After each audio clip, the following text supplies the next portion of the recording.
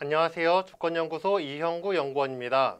오늘 주권 칼럼은 총선 뒤집기에 나선 윤석열, 검찰개혁이 시급하다입니다. 첫 번째, 21대 총선, 국민의 선택은 검찰개혁. 검찰개혁은 21대 총선의 주요 전선이었습니다. 윤석열 검찰총장과 적폐 야당은 조국 전 법무부 장관과 청와대를 공격하며 선거에 임했습니다. 김종인 미래통합당 총괄선거대책위원장은 4월 12일 이번 선거는 윤석열 검찰총장을 지키느냐, 그렇지 않으면 조국 전 장관을 지켜야 하느냐의 싸움이라고 말했습니다. 황교안 당시 미래통합당 대표도 선거 전날인 4월 14일 여당이 승리하면 윤석열은 쫓겨나고 조국 부부는 미소 지으며 부활할 것이라고 언급했습니다. 안철수 국민의당 대표는 4월 11일 여당이 총선에서 승리하면 윤석열 검찰총장을 끌어내리기 위한 온갖 공작과 술수를 다 동원할 것이라며 윤석열을 지키기 위해 적폐 야당을 지지해달라고 호소했습니다. 이처럼 적폐 세력들이 총선이 다가오자 하나같이 조국 공격과 윤석열 지키기에 매달렸습니다. 총선은 검찰개혁이 지속되느냐 아니면 좌초되느냐의 갈림길이었습니다.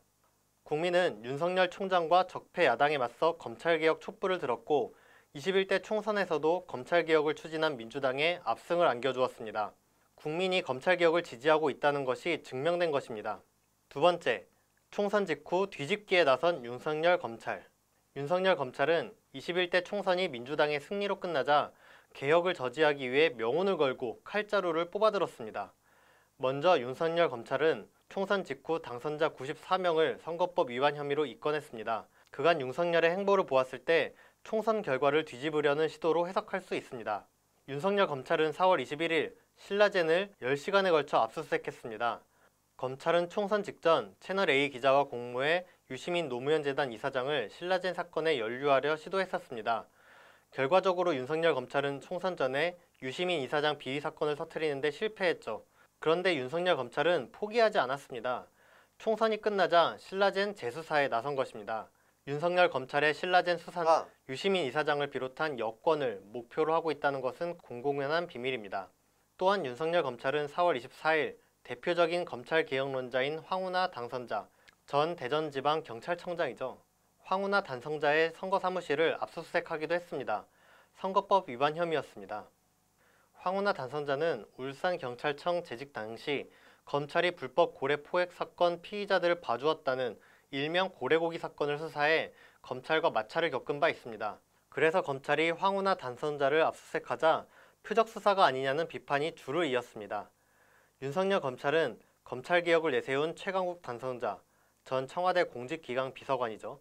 최강욱 당선자도 거세게 공격하고 있습니다. 윤석열 검찰은 최강욱 당선자에게 조국 전 장관의 아들에게 허위로 인턴 증명서를 발급해 주었다며 업무방해 혐의를 씌웠습니다. 총선이 끝난 후 윤석열 검찰은 최강욱 당선자에게 같은 사건에 대해 뇌물죄를 추가했습니다. 최강욱 당선자에 대한 공격의 도수를 높이고 있는 것입니다. 세 번째, 촌극이 벌어진 최강욱 재판. 최강욱 당선자를 향한 검찰의 수사는 초기부터 논란이 많았습니다. 무엇보다 검찰은 수사 과정에서 최강욱 당선자를 단 한 차례도 소환 조사하지 않았습니다. 윤석열 검찰이 최강욱 당선자를 기소하려 하자 이성윤 서울중앙지검장은 피의자 소환 조사를 한 뒤에 결정하자며 기소에 반대했습니다. 그러나 윤석열 검찰총장은 직접 지시를 내려 기소를 강행했죠. 윤석열 총장이 피의자 소환 조사조차 하지 않은 채로 최강욱 당선자를 성급히 기소해야 할 이유가 대체 무엇이었을까요? 검찰이 성급하게 기소를 강행한 탓에 최강욱 당선자의 첫 재판에서는 웃지 못할 촌극이 벌어졌습니다. 검찰은 공소장에 조국 전 장관의 아들이 2017년 1월 10일부터 10월 11일까지 매주 2회 총 16시간 일했다고 적었습니다. 그런데 검사가 첫 재판에서 최강욱 당선자 측 변호인에게 인턴 활동 시간이 16시간이라던데 그 부분을 좀 명확히 해주셨으면 좋겠다고 요청했습니다. 검찰 자신이 공소장에 적어놓고 변호인에게 맞는지 물어본 것입니다. 변호사는 어이없는 듯 검찰이 공소장에 그렇게 쓰셨잖아요 라고 반박했습니다. 판사도 당황스러운 듯 검사에게 그럼 검찰이 주장한 인턴 근무 시간은 확정된 게 아니라는 거냐고 물었습니다. 판사의 질문에 검사는 네 라고 대답했습니다. 검사가 재판에서 공소사실을 부인한 꼴입니다. 검찰이 쓴 공소사실을 검찰이 모르면 법정에서 누가 입증합니까? 정상적인 재판이 가능한지 의문입니다. 조사가 부족했으면 수사를 더 한 뒤에 기소를 해야 했고 증거가 없으면 기소를 하지 말았어야죠. 그런데 검찰은 증거도 없고 사실관계도 잘 모르지만 일단 기소부터 한 것입니다. 검찰은 왜 이렇게 성급하게 기소한 것일까요? 최강욱 당선자 건은 공소시효가 임박했던 상황도 아니었습니다. 결국 검찰이 총선에 영향을 끼치기 위해서 성급하게 기소했다는 말밖에 되지 않죠. 네 번째, 국민과의 전쟁을 선포한 검찰. 윤석열 검찰이 신라젠 재수사에 나선 것도 매우 심각한 일입니다. 윤석열 검찰은 총선 중에도 유시민 이사장 사건을 조작하기 위해 중대 범죄를 저질렀다는 의혹이 있습니다. 채널A 기자가 신라젠 사건으로 구속된 이철 전 대표에게 유시민 이사장의 비위 정보를 달라고 협박했죠. 채널A 기자가 이철 전 대표 측에게 윤석열 최측근 검사와 사전에 교감이 있었다며 협조하지 않으면 검찰이 신라젠 사건을 추가로 수사해서 가족들까지 위험해질 것이라고 압박하기도 했습니다. 이철 전 대표는 검찰에 협조하지 않고 협박을 받았다는 사실을 폭로했죠. 그러자 검찰은 4월 21일 신라젠 서울사무소와 문응상 신라젠 대표의 자택을 10시간에 걸쳐 압수수색했습니다. 검찰이 기어이 협박에 응하지 않은 이철 전 대표를 향해 칼을 휘두른 것입니다. 대다수 국민이 윤석열 검찰총장이 신라젠 수사를 하는 의도는 정부와 여당을 공격하기 위한 것임을 잘 알고 있습니다. 대대적인 21대 총선 당선인 입건과 최강욱 당선자 사건, 신라젠 수사는 윤석열 검찰이 검언유착과 협박, 먼지털기식 수사를 이어가겠다고 선언한 것과 같습니다. 국민이 압도적인 총선 승리로 검찰개혁을 지지하고 있음을 증명해 주었음에도 불구하고 검찰은 자신의 이권을 지키기 위해 기어이 정부 여당을 무너뜨리는 길을 선택한 것입니다. 다섯 번째, 검찰개혁은 초미의 과제. 검찰은 사법권을 행사하는 무소불위의 권력기구입니다.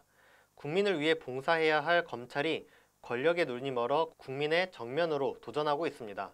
이는 명백한 쿠데타이며 정권 전복 시도입니다. 윤석열 검찰의 쿠데타로 국민이 선출한 정부와 국회는 풍파 먹을 새가 없고 정작 처벌받아야 할 범죄자들은 활개를 치고 있습니다. 우리 국민과 정부 그리고 국민의 명령으로 180석을 차지한 여당은 온 힘을 다해 검찰의 쿠데타를 저지하고 검찰을 국민을 위한 사법기관으로 만들어야 합니다.